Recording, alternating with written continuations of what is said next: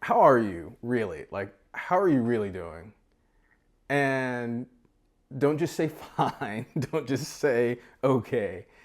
You don't have to answer to me. Like, you don't have to put it in the comments or anything like that. So I want to get to this today because there's so many videos out there. There's so many programs and all these things. And today, if you're watching this, it's October 10th, 2025, and it's World Mental Health Day.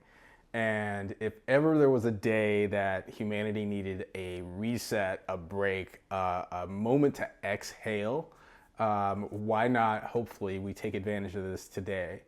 And so, with you, what does that actually mean? Like, what does it actually mean, World Mental Health Day for you? On the grand scale, it just means you're part of this larger thing called humanity. On a more practical scale, maybe today is the day you finally schedule time for yourself. Maybe today is the day that you have that conversation that you need to have with a loved one or with a peer, those tough conversations.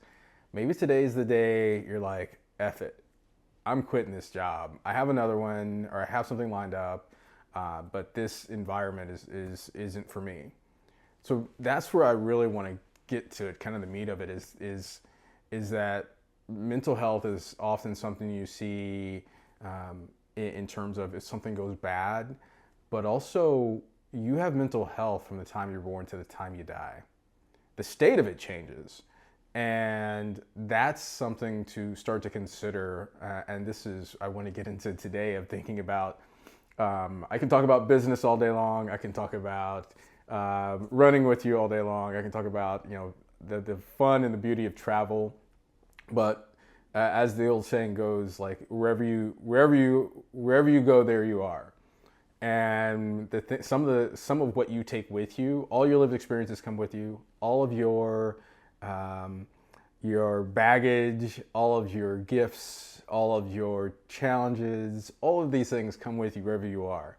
So when you think about mental health, it's truly this state, this part of the state of your being.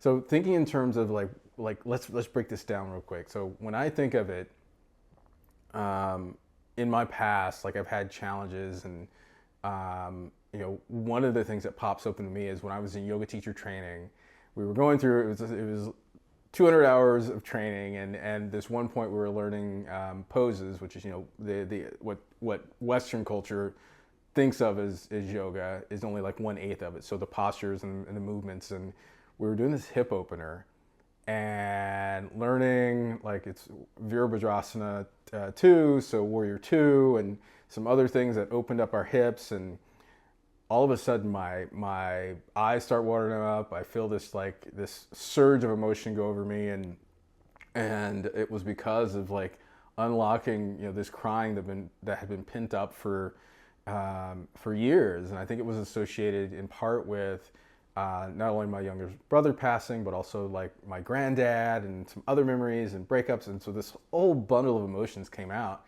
or bundle of physical manifestation of what was happening inside of me coming out. And it's like my mental health at the time, I thought it was good, but apparently there were things below the surface, right, that I wasn't taken care of. And I share that because we're all carrying something. There's some joy inside of us. There's some, as Rob Basin, the song goes, joy and pain, right? They're all always there on some level. Sometimes at the same time, sometimes not. So when I'm thinking of mental health, it's like, it's always there. And sometimes we can go to therapists, or go to our shaman, or go to our, practice our, whatever things, within our community to help. But it's something to realize that as you think of making your plans about your life, you want to lose weight, want to get a new job, want to lower your blood pressure, want to do all these things.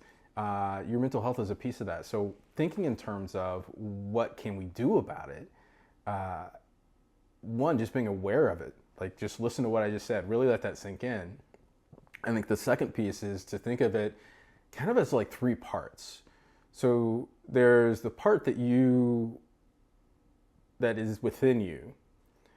So I was just at, as I, when I think in terms of like if I meditate or if I do things that bring me joy, like coloring books, which I mentioned before. The other part is kind of this external world. So your relationship with others, your relationship with your community, um, your environment. So where you live, the city you live, the home you're living in. Like I grew up in a 2-bedroom apartment with my two brothers and my dad, and so that environment helped, at the time make an impact on my mental health. As you're an adult, if you're living in a small place, a large place, a noisy place, so if you're living in a place that's close to the road, or if you're living near an industrial area, the other, kind of external piece is not only the sounds, but also if you're living in toxic environments, right? So toxic in terms of like air quality and those kind of things, that wears on your body, which wears on your mental health, negatively. On the flip side, there's good things. So if you live by the water, something about water and humanity, probably because our body is made up mostly of water, that impacts it. Or there's the other kind of spiritual things around water as well.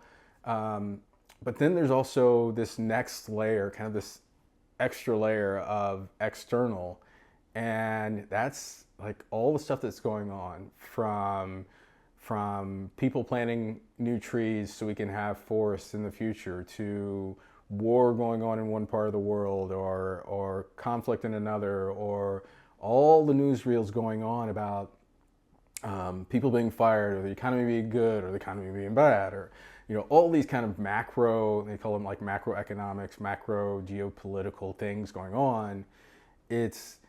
Those are the things that also impact our mental health. So what we consume, just as much as like when we talk about nutrition, like what we put into our bodies impacts our muscles and our cells and our brain structures and all these kinds of things. So as you're thinking about mental health, don't just say I'm working on my mental health. Like, which part of it are you working on? How are you working on it?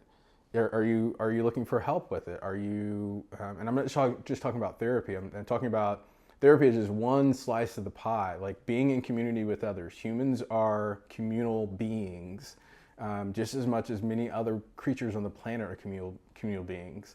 And so, as you're thinking about today being, say, World Mental Health Day, it's what are you looking to do, or what are you going to do to impact you? I've shared some of the things when I talk about, the things I can do on my own, whether it's going for a walk or going for a run or journaling, but also, making time to reach out to somebody that you haven't talked to in a while, and giving them a call or shooting them a text or shooting them a voice note. However y'all communicate. Like everybody communicates different. And however you want to be communicated with and however they want to be communicated with. And if that space isn't available to you, if you don't have, people you trust around you, then start to seek out or create space. So if it's you love reading books as something that brings you joy, like put it out there with a small circle of people or whoever you want to like gather around and say, I just want to read books because it brings me joy. Let's meet at the park. So public place, hopefully safe. And so doing things to proactively kind of build up this, what I've called, mental wealth. So much as we talk about banks and the compounding effect of what we do in a bank, it's no different. The compounding effect isn't just for finances, it's for health, it's for what we do and have done to the environment to impact climate, which is that's a whole different video. But understanding that at any point in time, you can start again and begin again to build up the things that help your mental health and mental wealth. And so as I'm wrapping up, and I'm sharing this because one of the things I'm doing this week and have kicked off this week is this reset. And so thinking in terms of where I'm taking things and like why I started this video series in the first place is because I wanted to have this kind of restart And so I poured everything that I wish I had done a decade ago, and everything I've learned since then into this. It's called, your focus, flow, and foresight. So having focus, having flow, and having kind of the foresight to move forward, especially in this chaotic world we're in. And it's a simple reset, 50 days, because I'm 50. Come on now, I gotta have fun with it.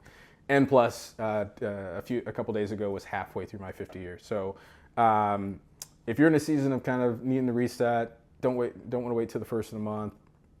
Need a little structure.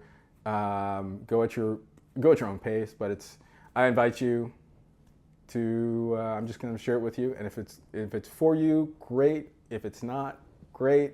You never know when it's needed. It'll always be there.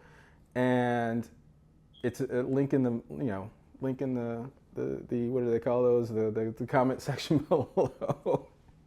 I'll get better at this over time, but anyway, link in the comment below, or link in the description below. But more important, out of all of this, like, yes, it's great we have a World Mental Health Day, and then throughout the year there's some other kind of specific parts of mental health, but realize, like, you have mental health from the time you're born to the time you die. So with that in mind, don't wait for a special day that's designated by an organization to make your mental health priority. Make it when you need to make it, and hopefully you make it in a proactive way. Make it a priority, and the priority in a proactive way, because it's the foundation for everything we do. And with that, I sending you love. May you have many moments of joy in your day today, and for the rest of the week, whenever you're watching this. And that's it. Take care. Oh, in the comments, what's one thing you're going to do for the betterment of your mental health today? So drop it in there. All right, take care.